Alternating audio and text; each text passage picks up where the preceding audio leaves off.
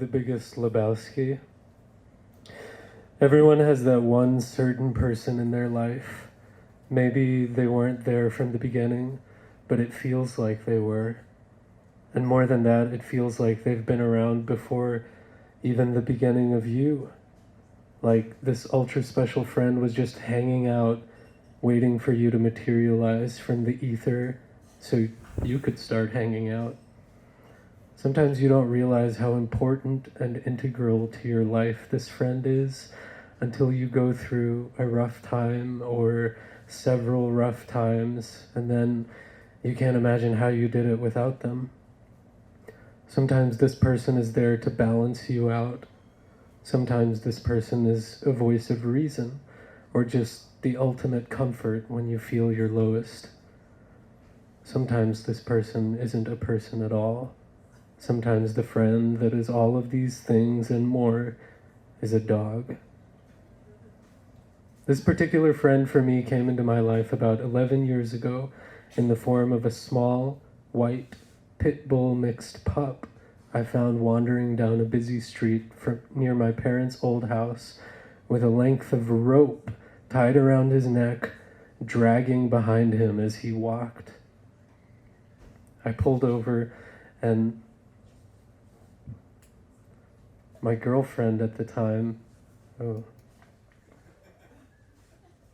I pulled over and my girlfriend at the time and I jumped out and coaxed the little guy out of the road and into the car. He weighed around 20 or so pounds at the time, and his white fur was damp and covered in mud. He was cold, swarming with fleas, and scared. So we took him straight home to clean him up, get him warm, and get him fed. My girlfriend and I lived together and already had a dog, and she suggested to me we should put out some signs around where we found him in case someone was looking for him. I already knew in my heart that I was keeping this dog because I was supposed to, but I reluctantly agreed. We put a few found dog signs up at the end of the street, and while no one called, I only left them up a day and a half. I figured if someone was looking for him, it would be for the best that they didn't get him back, given the state we found him in. When it became clear we were keeping him, it was time to give him a name. It was my girlfriend who suggested the name Lebowski because she knew it was my favorite movie, and she knew this was obviously the dog that was meant to be with me. Lebowski spent his first night with us sleeping in the garage since we were unsure of how far along he may or may not be in his potty training.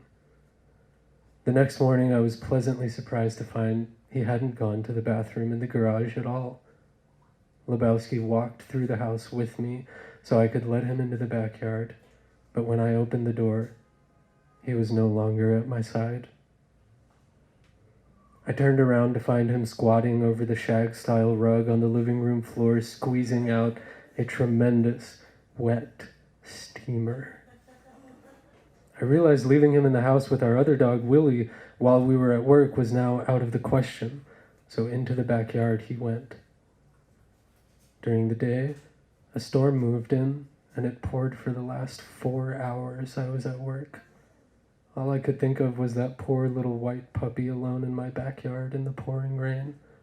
I rushed home when I got off, ran inside, threw open the back door, and called out to a dog who didn't even know his name yet. What I expected was for an excited, wet puppy to jump into my arms or race past me, leaving a trail of muddy paw prints in his wake. But what I got was nothing. I stepped outside, struggling to see through the driving rain, and scanned the yard, but he was nowhere to be seen. A feeling of dread rose from my stomach, threatening to manifest itself in the form of vomit, as a horrible sense of loss washed over me. I'd barely had this puppy for 24 hours, and I had already lost him. I walked out into the rain with my head on a swivel, hoping he would fall from the sky and into my arms. When I got halfway out, I looked to my right and saw the small, white ball of fur cowering behind the shed, trying to avoid getting any more drenched. He picked up his head, saw me, and ran to me. I picked him up, not caring about how wet he was or how much mud was all over him, and kissed his head about 1,000,000 times on our way back inside. I dried him off, apologizing profusely, while promising to never leave him out in the rain again.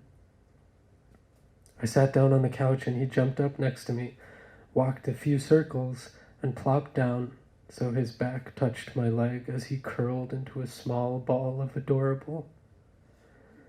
We both breathed deeply and I stroked his back as he drifted off to sleep. That was when I knew.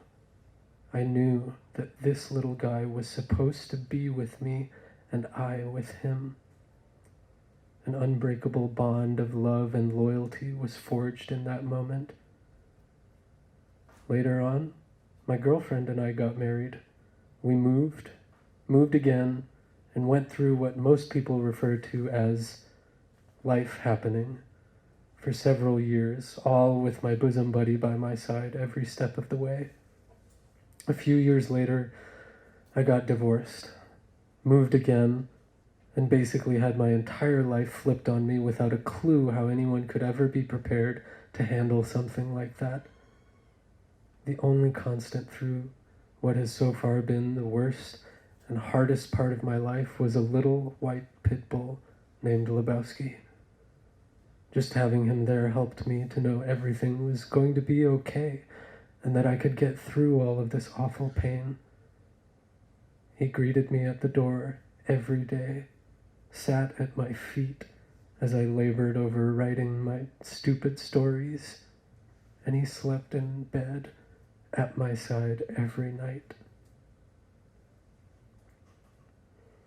About 2 months ago, Lebowski was diagnosed with kidney disease. It wasn't far advanced, and the vet seemed to think we caught it quick enough to right the ship. We immediately started him on a special food that we had to mix an additional medication into. Also, twice a week, we had to administer an intravenous saline solution to him as well. All of this was to balance his enzyme levels out, which his kidneys could no longer do on their own. He took to the treatment positively and returned to his normal, energetic self in a matter of days.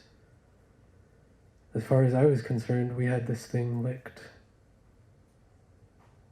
About 3 weeks ago, on a Friday night, I was loading my equipment into my car after a gig when I got a call from my now fiancée, Katie.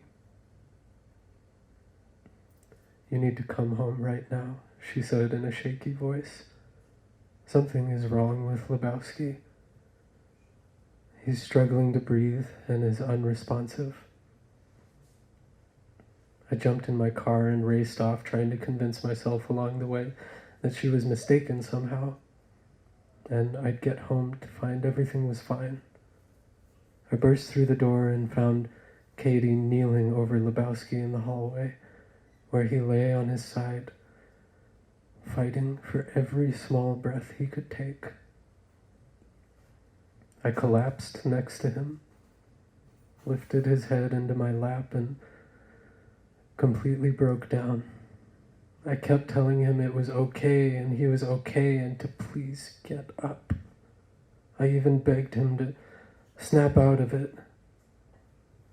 Less than a minute later, his breathing slowed more and more until he gasped one final time. As the life force I loved so dearly departed from him. I buried my face against his head and cried until his fur was soaked with my tears.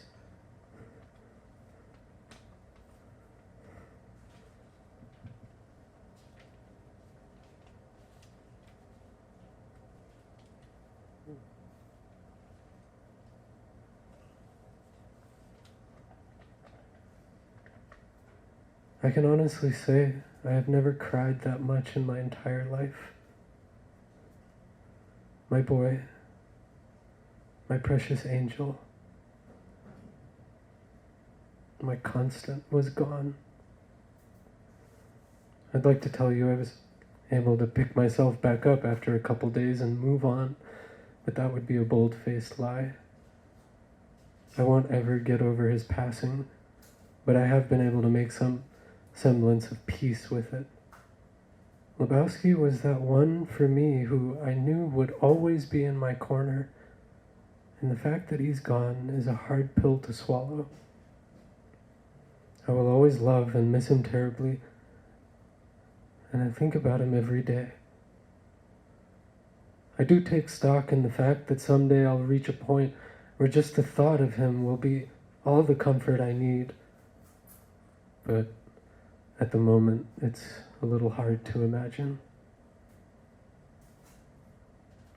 Rest in peace, my sweet boy. I love you.